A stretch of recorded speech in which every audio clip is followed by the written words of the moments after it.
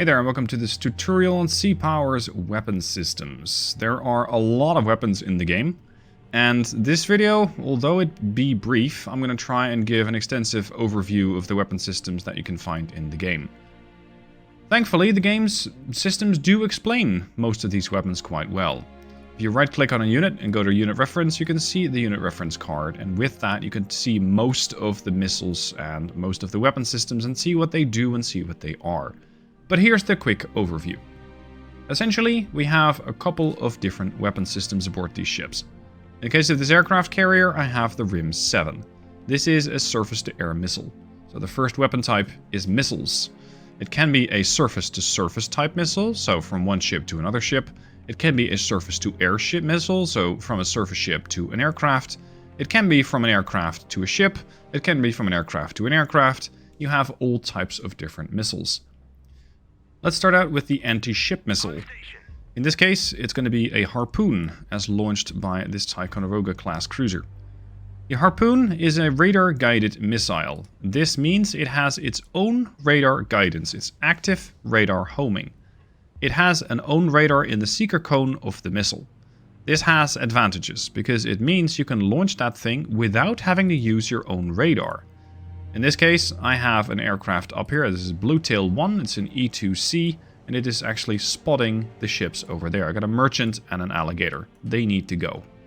So all you need to do, once you have that thing detected, is select the Ticonderoga and have your missile. So click either left click and then right click, or right click on the missile button, and you can either do single shot, salvo 2, 4, or 8. I think a single shot right now will do, as we're trying to get rid of this merchant. Of course, the bigger the ship, the more missiles it might need. Now, the easiest way to go about it is just to right-click the target. This way, the missile is going to launch. Once you have that missile in the air, in this case of the Harpoon, I can't actually interact with it. I can have a look at it, I can see how fast it's going, I can see where it's going, and because I have turned on map layers, weapon seekers, I can see what it is trying to spot. So I can see how wide its search cone is. If something happens to be found inside of that search cone, it will engage it. Therein also lies the problem, to some extent. Because this means that if something is not inside the seeker cone, the missile is going to try and look for something beyond that. So let's say that this missile happens to not find this merchant, but instead finds another civilian target behind it, it will try and kill that. So this seeker cone is definitely a very important thing to note. How far can my missiles see and what can they shoot? Moving on to the second type of missile, the air-to-air missile. There's a couple of different variants of these, because we have a couple of different ways of engaging other aircraft. In this case, this F-14 has an AIM-9L. This is a relatively short range at 9 miles, heat-seeking missile. It just looks for something warm, something really hot, like an engine. And once it finds that, it's going to try and kill it. It's going to try and just jam the missile right into that point. There's no way to mid-course correct these things. There's no way to change where they're going. This is an infrared air-to-air missile. The challenge with these things is, if you're in a situation where you have several of your own aircraft, they might go after your own aircraft if they happen to miss one target and then go for another. The second type that we have is the AIM-7 Sparrow. Now, the Sparrow is a different type of missile in that it has semi-active radar homing. This means that the missile itself has no radar, but the aircraft does. This F-14 has its own radar. So as long as I'm painting this Tu-95 with my own radar, by having my own radar active, I can use the AIM-7. If I turn that radar off, I'll not be able to use it because it needs a radar source, so rather a radar return signal. So I'm bouncing my radar off of the Tu-95, and that's where the missile is going. And then you got the AIM-54. This is active radar homing, so very similar to the RGM-84 in the sense that it has its own radar and will look for targets all by itself. But it has radio command mid-course correction. And this means that this missile can be guided onto a target. So let's launch an AIM-54. In this case, I only carry one of them. I'm going to launch that against that aircraft over there. Once you do engage with an aircraft, it goes into combat mode, so that's why I tossed the drop tank, and there's the missile. You can now see that the status of the F-14 here is guiding AIM-54A. All the time that you're guiding this thing, you need to keep your nose at the target. And for the AIM-7Ms, this is especially true, because the moment that you turn your radar away, you'll not be able to use the aircraft's radar in order to illuminate the target. So in that case, you won't be able to engage that, or you won't be able to turn that missile into a missile that actually goes after a target. Of course, I can tell this aircraft to change course right now, but it will refuse, because it's still guiding the AIM-54. At this point, the AIM-54 also says, yep, I'm linked, and now it says I'm no longer linked. I have lost connection. But I do have my own radar, and now it's looking for a target. So that's the seeker cone of the AIM-54. And at this point, that Tu-95 is getting mighty worried, as well it should. So the initial part was the aircraft guiding the missile, and then the aircraft decided to change course. The missile said, okay, sorry, I don't know where the target is anymore, but I have my own radar, so I'm going to find it all by myself. Regarding air-to-surface missiles, in this case an air-launched anti-ship missile. There are a couple of different ones. They work pretty much the same way as you have seen before. In this case, I carry the AS-4. It's a very big missile, but I only carry one of them. This is very, very straightforward. Active radar homing, range 100 miles to 180. So this AS-4 Kitchen, or the KH-22, supersonic standoff anti-ship missile. Very straightforward. The only thing you need to do is tell it where to go. I want you to kill this. The missile says, okay, goodbye, and you can turn your aircraft around. You don't have to guide this thing, you don't have to talk to it anymore. You can just strike and have the bombers go back to base. That does make these things very potent. Now, when it comes to missiles, or rather defending against missiles, the problem can be, can you fire enough of them? Can you fire enough missiles to overwhelm the anti-ship missile defenses? The anti-missile defenses, or rather, the missile defenses that ships have. Sometimes you can, sometimes you can't. It depends upon the situations, but it's, well, there's a lot of ifs and buts. Let's not go into that this time around. Time for the next missile type, surface-to-air missiles. Anything that is airborne can be targeted by a surface-to-air missile. The question is it in range? If not, try to get into range, and otherwise, well, you're just going to be looking at that target unless you send some other platform after it. What I've added this time around is a Kirov-class battlecruiser, and this guy over here is most likely going to be spotting us. That's the Tu-95. That means that the Kirov will have launched all of its missiles at my aircraft carrier group. They know exactly where I am. I know that the Kirov is somewhere towards the north, so now I have to defend myself. Seeing as I happen to know where the threat's going to come from, I'm going to reorient my battle group. So I'm going to go formation, edit formation. I want to have all my missile-capable ships up front. I want to have the Ticonderoga and the Yorktown over there, and the Sacramento can stay back, because that's, well, it's a logistics ship. It doesn't really have many defenses all of its own, although this one does come with the RIM 7. As long as you are capable of detecting the missiles in time, you should be able to defend against it. So if you know that there's a threat inbound, and the game kind of gives it away when there's a missile in the sky, because the time acceleration will not go faster than 10 times. So in that case, turn on your radars and go, hold on. There is some threat, and I should now be very, very worried. Of course, if you are more advanced, then yes, you can go for electronic warfare against it, but that is covered in another tutorial, a separate tutorial. So we're not going to go into that right now. For now, all you need to know is that we have anti-ship missiles coming towards us. An anti-ship missile is an airborne unit, and as such can be targeted by anti-air missiles or surface-to-air missiles. It is... There we go. We already got a warning. It is not something that you can shoot with, for example, a Tomcat.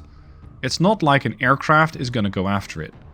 You, unfortunately, cannot send a wave of Tomcats with missiles to go after these anti-ship missiles. But hey, we did at least pick them up early, and that means we can start to defend ourselves against it. Your ships will defend themselves automatically, as long as they are set to weapons tight or weapons free. Weapons tight means defend yourself. Weapons free means go on the offense, so any anti-ship missiles that you have, shoot those. Weapons hold means don't shoot anything. There's an anti-ship missile coming in, tough. You're just going to have to tank it, which in this case means almost never. Tanking anti-ship missiles is essentially not a factor. Now this is also a nice time to show you what these SSN-19s can do.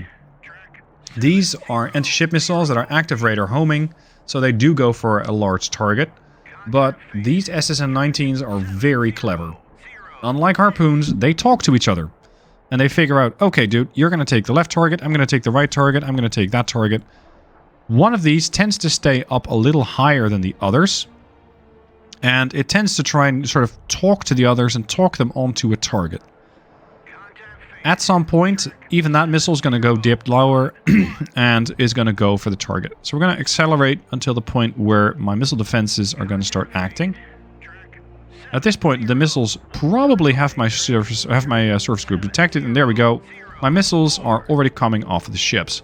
My ships are defending themselves against those incoming missiles. So we got the longest range missiles going out, the SM-2MR, and you can see what they're trying to hit. Track 7004. Which is the lead anti-ship missile here. Then you can also see by the green lines that there are additional missiles coming in, and they are immediately getting engaged. But we haven't detected all these anti-ship missiles yet, so we cannot defend against all of them at the same time, at least not yet. But give it a minute. Unfortunately, an anti-ship missile threat such as this, where the Kirov fires its whole battery, is difficult to defend against. It's not impossible, but you do need a fairly sizable group of missile-capable ships in order to deal with all of those tracks. So you can definitely see that my ships are trying to throw as many missiles into the sky, and you can see that some of these are getting intercepted. One of them has been intercepted, that was 7004, so that initial track. You will also miss. Some of your missiles cannot find their target, some of your missiles are going to go, okay, I don't know where to go, and as such, they will, there we go, we might get that one. They'll just miss.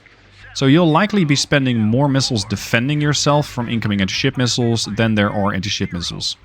For example, if there are 60 anti-ship missiles coming in, you might fire 25 or 30 interceptors against it. Some ships are very good at reloading those missiles. Some of them are not. The RIM-7, for example, takes about 30 minutes to reload.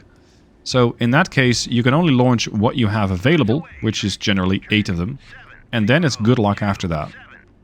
What you'll also see these ships do is use their guns. Guns are fairly lackluster when dealing with incoming ship missiles or incoming missiles of any type, but sometimes they get lucky. They can also be used against aerial targets in a pinch. If these missiles continue to close and are not getting intercepted, you will see another weapon type join the fray, which is the close-in weapon system. You can see even the carriers launching missiles now. There's just one big blob of missiles going back and forth. We did get that one, but there are a lot more coming. Let's see if this one's going to get close. You saw that this one made a course correction. It has decided to go for something else. It decided to go for the biggest target right there, the carrier. Lovely active radar homing. My missiles have missed. And I think at this point we will see the CIWS take action. There. CIWS, close-in weapon system. You can see one here.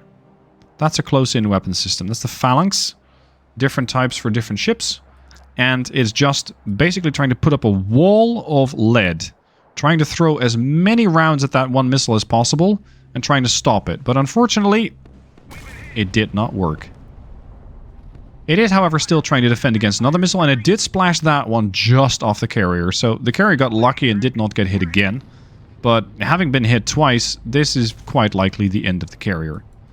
At any rate, surface-to-air missiles against incoming missiles, you don't have to worry about those. Your ships will most of the time do that automatically. When it comes to an aerial target, if a ship is set to weapons tight and an aircraft ventures into their range, they will not shoot it, because shooting another unit is considered an offensive action. So in that case, you'll have to go weapons free, and the ship will engage enemy aircraft as they're closing in. Now in this case, the Russians definitely pulled a number on us. The Chandler is down. Yorktown is fine, but Ticonderoga is dead. McCluskey is dead. The carrier is most likely not going to survive, having sustained heavy hull damage. They're probably in dire straits. So this missile strike from the Russians inflicted a lot of damage. Didn't fully make this battle group inactive or ineffective. But, I mean, since the key of the ship, or the key of the battle group is dead, the carrier, yeah, it's not that likely to survive. Moving on to torpedoes. I have the K218 over here. This is a Victor III class attack submarine. My target, a liner, is in front of me. I can engage this target using torpedoes, but some of these torpedoes have different ways of using them. So, for example, the 6576 is a wake-homing torpedo. It doesn't actually listen for the ship, it tries to find its wake. And the wake of the ship is that large amount of splash behind it, which I think in sea power should be far bigger, but this is what we have right now. These wake-homing torpedoes are not great in my experience, because they tend to miss more often than not. Also, you have to keep in mind, don't launch a torpedo or a missile where the target is. Launch where it's going. You're trying to hit the spot where it's going to go. If I want to have a better chance of engaging, I best use the USET-80. This is an active/passive sonar homing torpedo. So this means it has an active sonar and a passive sonar, and it can listen to targets all by itself. And it can also ping targets all by itself using active sonar. This torpedo can be used in two roles. It can be used in anti-submarine and anti-surface, so it's very versatile in that sense. There's also something called a dumbfire torpedo. These are typically the older torpedoes along the spectrum. They don't have any guidance. You just send them out in front of the submarine or the launching vessel, most of the time a torpedo boat, and you hope for the best. If you managed to intercept the target, then congratulations, you've just killed something. If you didn't, your torpedo is going to sail past harmlessly. In this case, I want to engage that particular target there, that liner, with one torpedo. So let's go with one torp and send it after that liner. The bow door is going to open, the torpedo is going to sail right after that target. Now, these 6576s are known as carrier killers. They're extremely big torpedoes. And that also means you don't carry a whole lot of them. Let's see what this wake homer is going to do. It is, of course, not nearly as fast as a missile, because it's only doing 50 knots. And this means it will take quite a lot more time to catch up to targets. This is also where torpedoes have a bit of a caveat that missiles generally don't have, or at least not as much. If your target is running away, now I wouldn't call this liner running away, but let's say I'm trying to hunt this aircraft carrier, and this aircraft carrier goes ahead flank, then it's running away at 25 knots, and some ships can go even faster than that. So if I'm trying to send a torpedo after this carrier, it's gonna not only have to maneuver all the way there, but it'll also have to catch up to it. So it's gonna have to close the distance between the submarine and the aircraft carrier now, and then the distance that, let's say, the aircraft carrier has moved since the last time that you launched that weapon. So in that case, you might not have enough juice on your torpedo, and it might run out of fuel.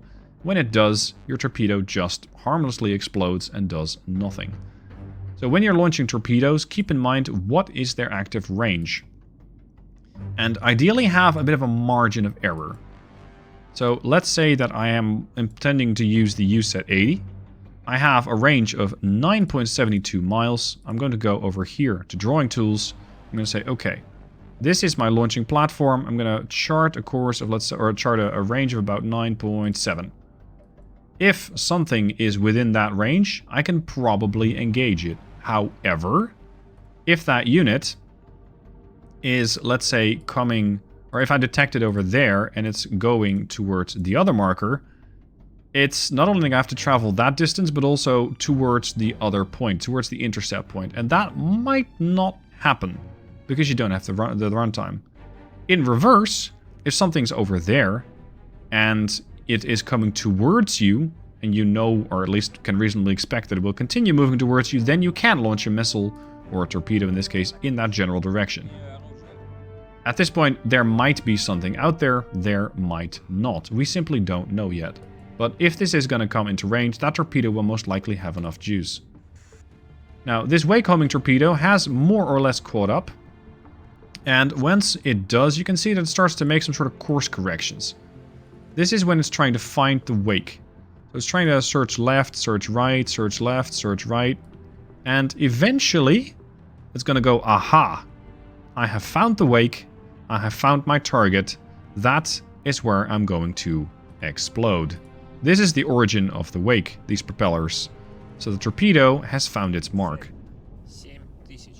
Now, much like with a missile launch, you can sort of backtrack the launch from a torpedo. If there was indeed something over here, it could fire back along the line of the torpedo course. So in that case, it can be very useful with torpedoes, especially if they're wire guided, to change their course. Unfortunately, this one, the UZ-80, offers no mid-course corrections. So in this case, you might want to move the submarine itself.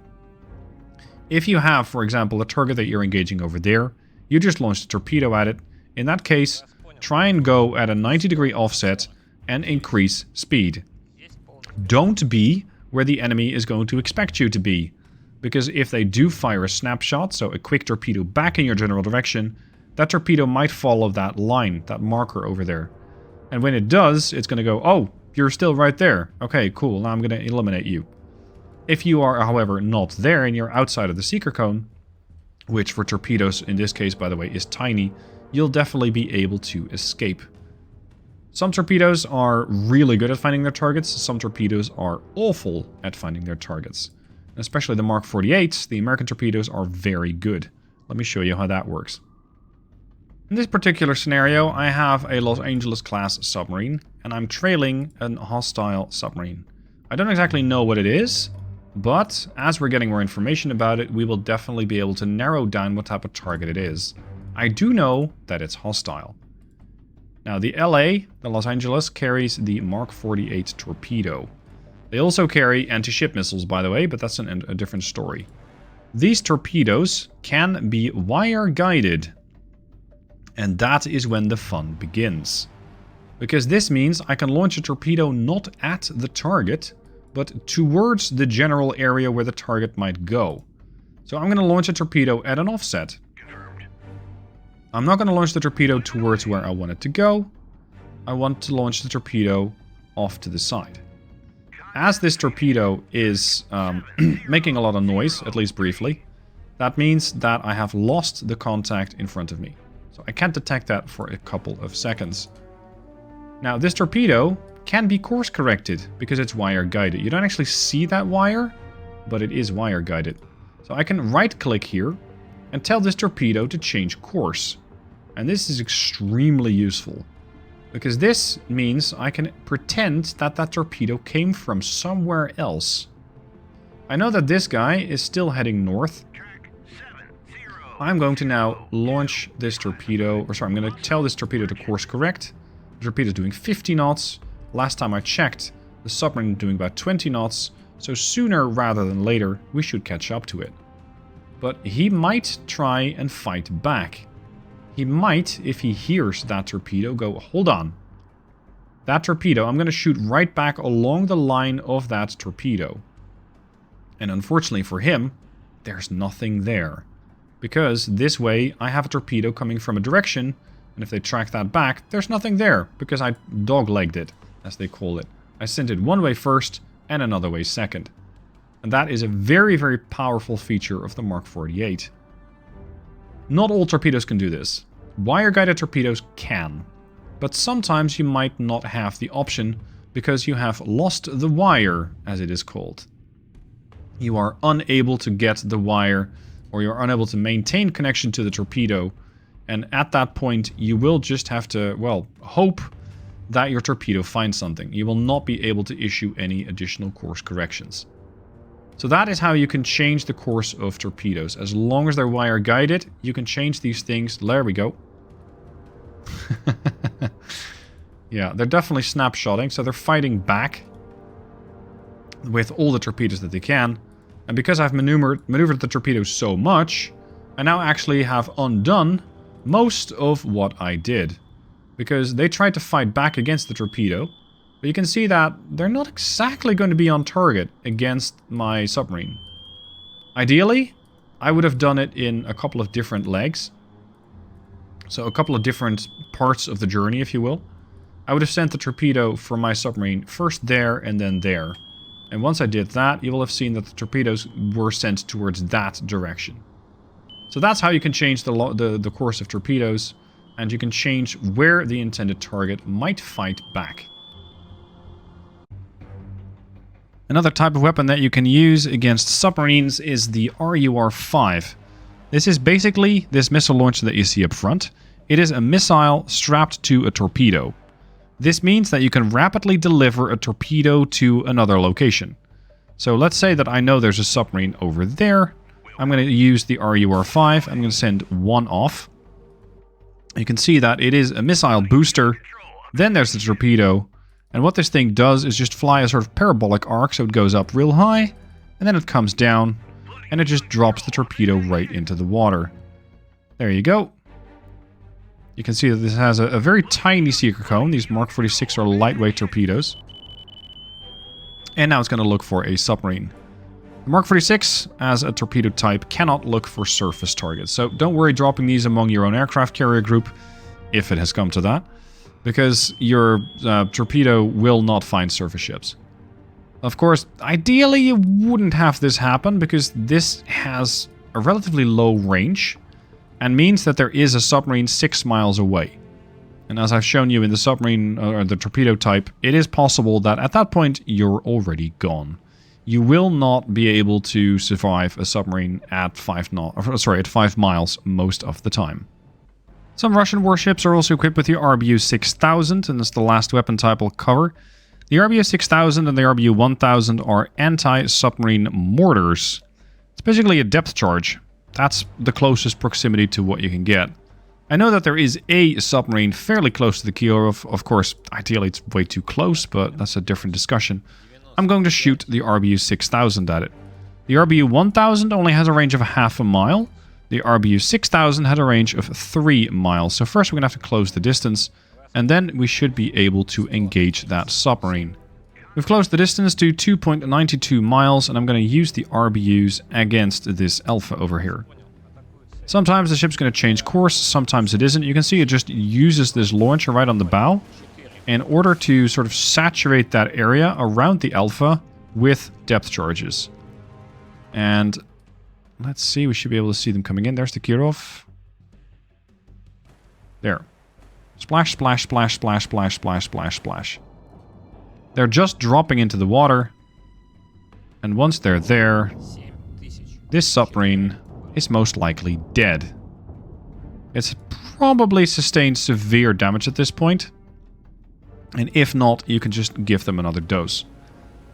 Ideally, you'd never have to use these weapons, because that means that a submarine has gotten really, really, really close. Not a range where you really want them to be, but, well, it's possible. Right now, the Kirov won't launch another sprint because I have to wait another 1 minute and 10 seconds. I can try the RBU-1000, but I don't have the range, because the range on that is only half a mile. So with that, an end to the video. I hope I've given at least some overview of all the different weapons types in the game. Again, it's something that you can talk about for a very long time. All the different ways that you can engage another warship, an aircraft-to-aircraft fight. There are a lot of different types of weapons, and I highly encourage you to just try them out. See what they do. Sometimes they'll work, sometimes you go, hold on, why did that not work? Read the unit card, it definitely helped me a lot, and I still make mistakes. Sea Power is a complex game, so give yourself some time to learn it. Thank you for watching. If you have any additions, corrections, questions, leave those down below in the comments. And good luck on the high seas of Sea Power.